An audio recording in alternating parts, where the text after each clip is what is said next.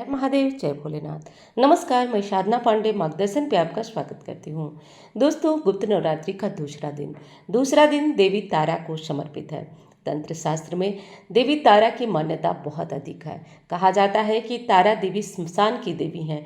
इनकी पूजा करने से दुर्लभ कामनाएं पूर्ण हो जाती हैं। तो आज सुनेंगे तारा देवी की कथा। तारा देवी का आविर्भाव कैसे हुआ तथा ये भी जानेंगे कि तारा देवी की पूजा किस प्रकार करने से जीवन से कष्ट और संकट दूर हो जाता है। और एक विशेष उपाय जानेंगे दोस्तों, जो कि 9 दिनों के अंदर अंदर हमारी नाना प्रकार की समस्याएं दूर कर सके। तो ये वीडियो मुझे लग रहा है बहुत विशेष है। आपको लगे तो लाइक करना मत भूलिएगा। और हाँ, चैनल को आपने अब तक सब्सक्राइब नहीं किया तो ज़रूर कर दीजिएगा। चलिए अब आगे बढ़ते हैं और जान लेते हैं देवी तारा की कथा।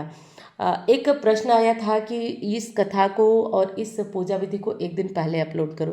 तो ठीक है, मैं जो है एक दिन पहले ही अपलोड करूँगी, परंतु ये जो उपाय बताती हूँ, जो चीज़ें बताती हूँ, वो आप शाम को भी कर सकते हैं। तो मैंने आपकी रिक्वेस्ट को सुना है। रिक्वेस्ट क्या, मुझे अच्छा लगा आपने इस तरह से हमको सुझाव दिया। तो अब चलिए देखिए, तारा देवी की पूजा करने से सबके लिए सबसे पहले आपको लाल रंग के वस्त्र धारण करना चाहिए। देवी की पूजा वैसे तो तांत्रिक करते हैं, परंतु कोई भी पूजा किसी एक के हिस्से में नहीं होती है। सात्विक तरीके से भी इस पूजन को किया जा सकता है। करना यह है कि आप लाल रंग का वस्त्र पहनेंगे और लाल रंग का फूल जरूर देवी को चढ़ाएंगे। और लाल रंग के फूल के साथ साथ देवी को फूलों पे यदि 2 लौंग रखकर समर्पित किया जाए तो इनकी विशेष कृपा होती है। देवी की पूजा के लिए किसी विशेष फोटो मूर्ति की आवश्यकता नहीं होती है। वो माँ दुर्गा के किसी भी स्वरूप में पूजी जा सकती है। माँ काली के रूप में, माँ चंडी के रूप में, माँ दुर्गा के रूप में, किसी भी स्वरूप में माँ का पूजन हो सकता है। तारा महाविद्या की पूजा करने से व्यक्ति जो है ईर्ष्यालु प्रवृत्ति का नहीं रह जाता है। किसी किसी को आदत होती है बहुत ज़्यादा ईर्ष्या करने की, तो ऐसे दोष समाप्त होते हैं देवी की पूजा से। गुप्त नवरात्रि के दूसरे दिन देवी के दूसरे स्वरूप माँ महाविद्या तारा की पूजा होती है। तारा देवी को स्मशान की देवी कहा जाता है। पौराणिक कथाओं के अनुसार जब समुद्र मंथन के समय भगवान शिव ने विषपान किया था, इससे उनके शरीर में काफ़ी जलन और तकलीफें हो रही थी। ऐसे में माँ काली के दूसरे स्वरूप देवी तारा ने भगवान शंकर को स्तनपान कराया था। तब जाकर उनके विष की जलन शांत हुई थी। तारा देवी माँ काली का ही रूप है। तारा देवी नर मुंड की माला पहनती हैं और इन्हें तंत्र शास्त्र की देवी कहा जाता है। इनकी पूजा से सारे कष्ट दूर हो जाते हैं। तारा देवी के 3 रूप हैं, उग्र तारा, एक जटा और नील स्वर। तो आइए दोस्तों सुन लेते हैं देवी तारा की कथा। पौराणिक मान्यताओं के अनुसार देवी तारा की उत्पत्ति मेरु पर्वत के पश्चिम भाग में चोलना नदी के तट पर हुई थी। हयग्रीव नामक दैत्य के वध के हेतु देवी महाकाली ने ही नील वर्ण धारण किया था। सर्वप्रथम स्वर्गलोक से रत्नद्वीप से वैदिक कल्पोत तत्वों तथा वाक्यों की देवी काली के मुख से सुनकर शिवजी अपनी पत्नी पर बहुत प्रसन्न हुए। शिवजी ने महाकाली से पूछा, आदिकाल में अपने भयंकर मुख वाले रावण का विनाश किया। तब आश्चर्य से युक्त आपका वह स्वरूप तारा नाम से विख्यात हुआ। उस समस्त देवताओं ने आपकी स्तुति की थी तथा अपने हाथों में खड्ग, नर, मुंड, वार तथा अभय मुद्रा धारण की हुई थी। मुख से चंचल और जिह्वा बार बार आपका वार कर रही थी। भयंकर रूप वाली आप प्रतीत हो रही थी। आपका वह विकराल स्वरूप देखकर सभी देवता भय से आतुर हो रहे थे। आपके विकराल भयंकर रौद्र रूप को देखकर उन्हें शांत करने के निमित्त ब्रह्मा जी ने आपके पास गए। समस्त देवताओं को ब्रह्मा जी के साथ देखकर देवी लज्जित हो गई। अपने आप खड्ग से लज्जा निवारण की चेष्टा करने लगी। रावण वध के समय आप अपने रौद्र रूप के कारण नग्न हो गई थी तथा स्वयं ब्रह्मा जी ने आपकी लज्जा निवारण हेतु आपको व्याघ्र चर्म प्रदान किया था। इसी रूप में देवी लंबोदरी के नाम से विख्यात हुई थी। तारा देवी तंत्र शास्त्र के अनुसार भगवान राम उनके निमित्त मात्र थे। वास्तव में भगवान राम की विध्वंसक शक्ति तारा देवी ही थी। उन्होंने लंकापति रावण का वध किया था।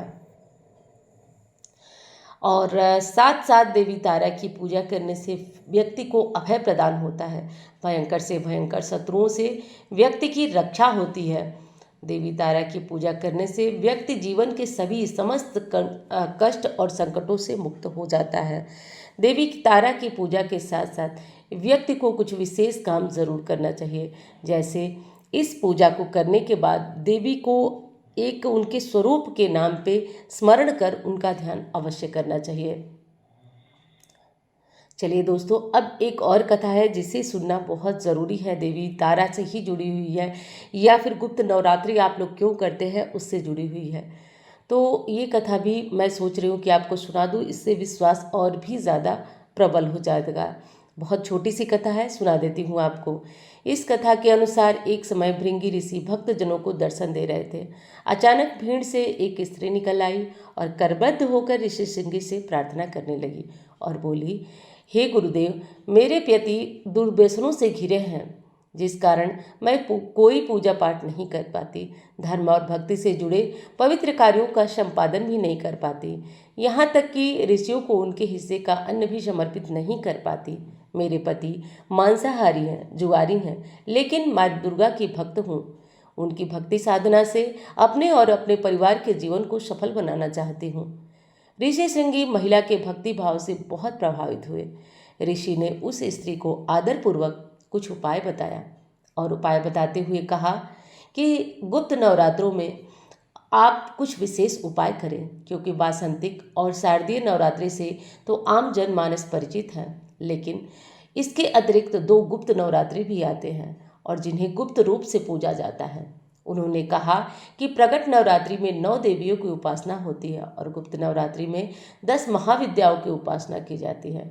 इन नवरात्रों की देवी का स्वरूप ऐश्वर्य कारिणी देवी है। यदि गुप्त नवरात्रि में कोई भी भक्त माता दुर्गा की पूजा साधना करता है तो उसके जीवन के वो सफल कर देती हैं। ऋषि श्रृंगी ने कहा कि जो लोभी, कामी, व्यसनी, मांसाहारी तथा पूजा पाठ न कर सकने वाला भी यदि गुप्त नवरात्रों में माता की पूजा करता है तो उसे जीवन की कुछ और करने की आवश्यकता नहीं रहती है। उस स्त्री ने ऋषि सिंह के वचनों पर पूर्ण श्रद्धा और विश्वास करते हुए गुप्त नवरात्रि की पूजा की। देवी माँ उस पर प्रसन्न हुई। उस स्त्री के जीवन में परिवर्तन आने लगा। उसके घर में सुख शांति आ गई। जो पति गलत रास्ते पर चला गया था वही सही मार्ग पर आ गया। गुप्त नवरात्रि की देवी की आराधना से उसका जीवन पुनः सुख संपन्नता से भर गया। तो दोस्तों, ये है गुप्त नवरात्रि का विशेष, बहुत ही ज़्यादा विशेष और असरदारी ये कथा। क्योंकि देखिए, कोई भी कथा सुनने से हमारे मन में प्रबल विचार आए और इससे जो है हमारे जीवन के विशेष प्रकार के संकट दूर होते हैं। क्योंकि एक चीज़ सभी जानते हैं कि विश्वास के बिना ये दुनिया अधूरी है। अब चलिए, हमने जाना तारा देवी के स्वरूप और उनकी कथा। अब जानते हैं हम तारा देवी की आरती। जय तारा तुम जग विख्याता, ब्रह्माणी रूप सुंदर भाता, चंद्रमा कोहनी भ्राजत, हंस रूप बन माँ तुम आई, कनक वाले केस में धूप दीप फिर साजे, कंबल नील वस्त्र सुंदर, चरणों में अंगूर सजे, चंदन बामत विलोचन पर, बेल पत्रानी माला धरो, भक्तों के काज राखो, शंकर मंदिर विशेष आयु, जय तारा तुम जग विख्याता, ब्रह्मांडी रूप सुंदर भाता। तो ये थी दोस्तों देवी तारा की आरती। अब चलिए हम लोग जान लेते हैं कुछ विशेष उपाय जो केवल और केवल आज किया जाएगा। दोस्तों, करना यह है कि देवी तारा की पूजा आप अपने घर में सामान्यतया, जैसे मैंने बताया कि देवी की फोटो हो, मूर्ति हो, आप उनके सामने लाल, आज कोई भी लाल फूल चढ़ाइएगा और उस पर 2 लौंग रखकर देवी को समर्पित करिएगा। बाद में उस लौंग को आप प्रसाद रूप में ग्रहण कर सकते हैं चाय में डालकर, लेकिन नमक वाली चीज़ों में मत डालिएगा। इस तरह से करना है। और दूसरी विशेष चीज़ कि ये लौंग किसी को देना नहीं है, परिवार के सदस्य में ही बांट कर इन्हें खाना है। और अगली चीज़ है दोस्तों कि देवी तारा की पूजा में आज कौन सा विशेष उपाय करेंगे। दोस्तों, आज देवी तारा की पूजा करने के साथ साथ आपको एक विशेष काम कर लेना है, जिससे कि आपके जीवन से कष्ट और संकट काफ़ी हद तक दूर हो जाएंगे। देवी तारा की पूजा करिएगा। पूजा के बाद आप शाम के समय अपने घर में थोड़ा सा बेलपत्र की धूनी ज़रूर दिखा दीजिएगा। बेलपत्र आप कोई गाय के गोबर का कंडा जला लीजिएगा, या फिर आप हवन जो जैसे करते हैं उसमें सूखे हुए बेल के थोड़ा पत्ते ले लीजिए और उनको कम से कम 5 मतलब चुटकी से बता रही हूँ, थोड़ा थोड़ा करके 5 बार डाल दीजिए या 1 बार डाल दीजिए और इसकी धुनी पूरे घर में दिखा दीजिए। आप देखेंगे चमत्कार हो जाएगा। आपके घर में लड़ाई झगड़े कलह कलेश बरकत नहीं होना, तमाम तरह की दिक्कतें। और हाँ, मैंने बताया कि अगर आप लहसुन प्याज नहीं खाते हैं तो आप ये सारे उपाय कर सकते हैं। और बस बहुत सारी विशेष बातें हो चुकी दोस्तों। उम्मीद करती हूँ जानकारी और वीडियो दोनों आपको पसंद आई होगी। अच्छी लगे तो लाइक करना मत भूलिएगा, चैनल को सब्सक्राइब करिएगा और आपने जो कहा मैं उस बात पे पूरा विचार करूँगी। तो चलिए मिलती हूँ अन्य वीडियो में। धन्यवाद। हर हर महादेव।